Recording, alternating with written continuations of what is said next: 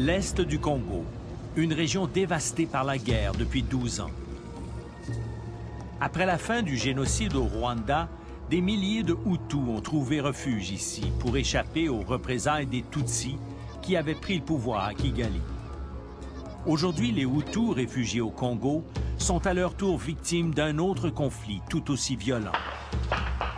Une guerre civile où les femmes et les enfants sont particulièrement ciblés par les milices qui terrorisent le pays.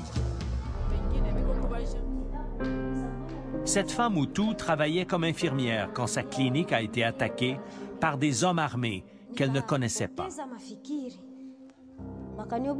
Tout à coup, j'ai entendu la porte se fracasser. J'ai vu des hommes nus avec leurs sous-vêtements sur la tête. Ils m'ont dit « Te voilà Fatouma, on sait qui tu es. On a entendu dire que tu as beaucoup de choses de valeur ici.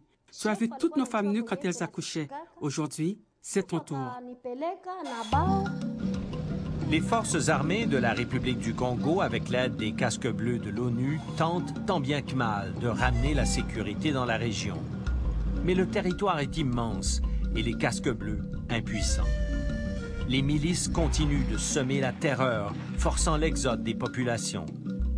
Dans la seule région de l'Est du Congo, on compte plusieurs centaines de milliers de déplacés, entassés dans des camps de l'ONU ou cachés en forêt le temps que le calme revienne dans leur village.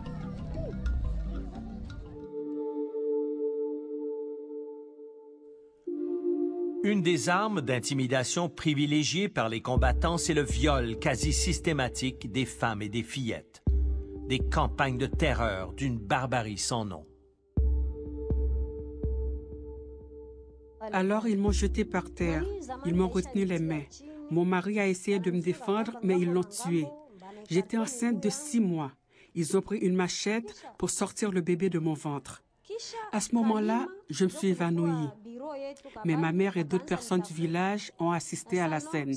Elles m'ont raconté qu'ensuite, 8 hommes m'ont violée et quand ils ont fini, ils ont introduit un bâton dans mon vagin. Moi, je me souviens seulement de m'être réveillée à l'hôpital. Depuis ce temps, on m'a opérée plusieurs fois, mais je suis toujours pas guérie. L'histoire de cette femme est celle de milliers d'autres au Congo. L'hôpital de Panzi à Bukavu est le seul établissement de la région qui se spécialise dans le traitement des victimes lourdement handicapées par cette violence. Le personnel doit traiter 10 nouvelles patientes chaque jour, plus de 3600 par année, dont la moitié vont avoir besoin d'interventions chirurgicales majeures. Et c'est sans compter les centaines d'autres femmes sans ressources qui ne réussissent pas à atteindre l'hôpital. Le docteur Denis Mukwege a créé le service qui s'occupe de ces femmes victimes de violences sexuelles. Il est en mesure d'évaluer l'ampleur du drame. La petite fille la moins âgée que j'ai eu à traiter, elle avait 3 ans, et la femme la plus âgée, 75 ans.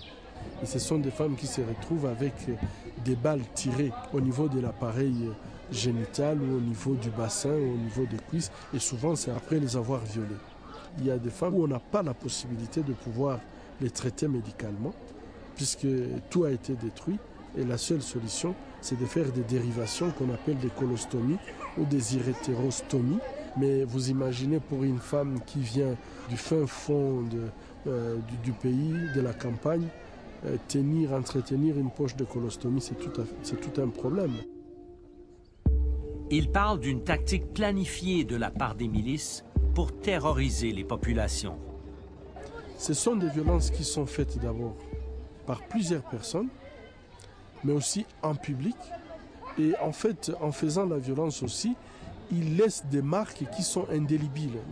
Et donc, moi, je pense que l'objectif est très clair, c'est de détruire la société en passant par sa ressource qui est la plus importante, c'est-à-dire la femme. Lorsque les hommes s'acharnent dans une guerre, ils s'acharnent à détruire les femmes, ils veulent détruire toute la progéniture. Et ça, c'est très grave. Et je crois qu'on ne taxera jamais ça de génocide, on ne pourra jamais parler de génocide puisqu'on n'a que violé. N'est-ce pas? Comme la plupart des femmes violées sont ensuite mal vues, elles se voient rejetées même par leur propre mari. Dans certains villages du Kivu, Plus de la moitié des femmes ont ainsi dû quitter leur communauté. Pour redonner une certaine fierté à ces femmes, des organisations les aident à faire en sorte que les auteurs des viols soient condamnés. Claudia Mfundiko Furaha est avocate pour une ONG.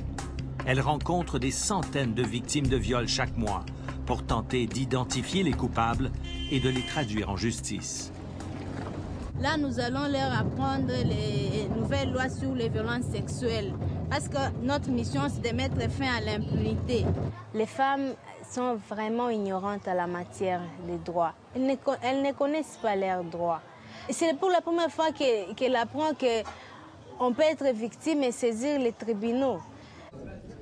Elle accompagne à l'occasion sur le terrain Honorine, une policière chargée de recueillir les dépositions des victimes qui osent porter plainte. Honorine couvre à elle seule tout le territoire du Kivu, ce qui illustre à quel point la justice au Congo manque de moyens.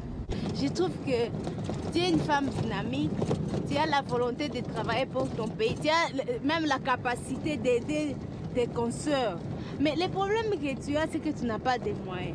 Que manquer les moyens de transport, les papiers, ça ne démontre pas la responsabilité de notre gouvernement. Honorine n'a même pas sa propre voiture.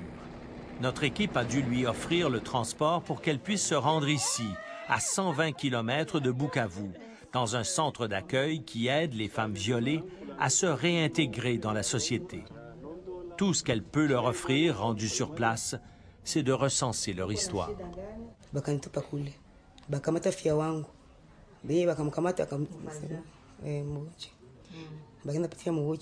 Kisha wakakamata wakaenda na mkokota kwanza nani mwili ya ndani, wakaenda wakokota, kisha wakamfunga miguu na mikono. Fia akasema sema nihurumie na mimi msiniue.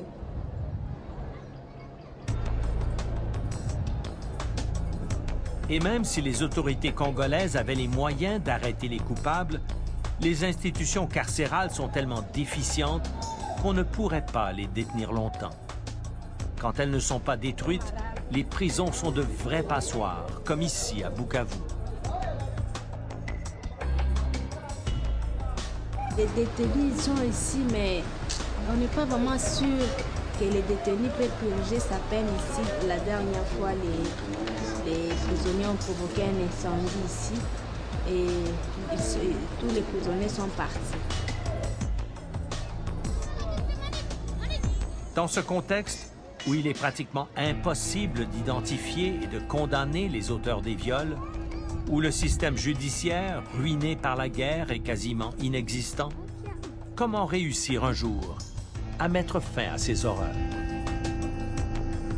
Les viols, l'esclavage sexuel, la stérilisation forcée, les grossesses forcées, ce sont des tactiques de la guerre, des stratégies de cette guerre qui ont des objectifs très précis. Et là, nous demandons à la communauté internationale de rapatrier les Rwandais qui sont sur le territoire congolais parce qu'ils sont venus comme des réfugiés. Ils sont restés ici avec la bénédiction de la communauté internationale. Mais par après, ils ont changé de statut, ils ont pris les armes. Ils n'ont plus ce statut de réfugiés. Et ce qui s'était passé au Rwanda, la communauté internationale a crié au génocide. Mais le nombre d'individus qui étaient tués au Rwanda, je crois maintenant c'est le double ici chez nous. Mais qu'est-ce que la communauté internationale dit? Qu'est-ce que les Congolais a fait pour qu'ils soient traités comme ça par la communauté internationale? Il y a des pays africains qui ont évolué, pourquoi pas les Congo?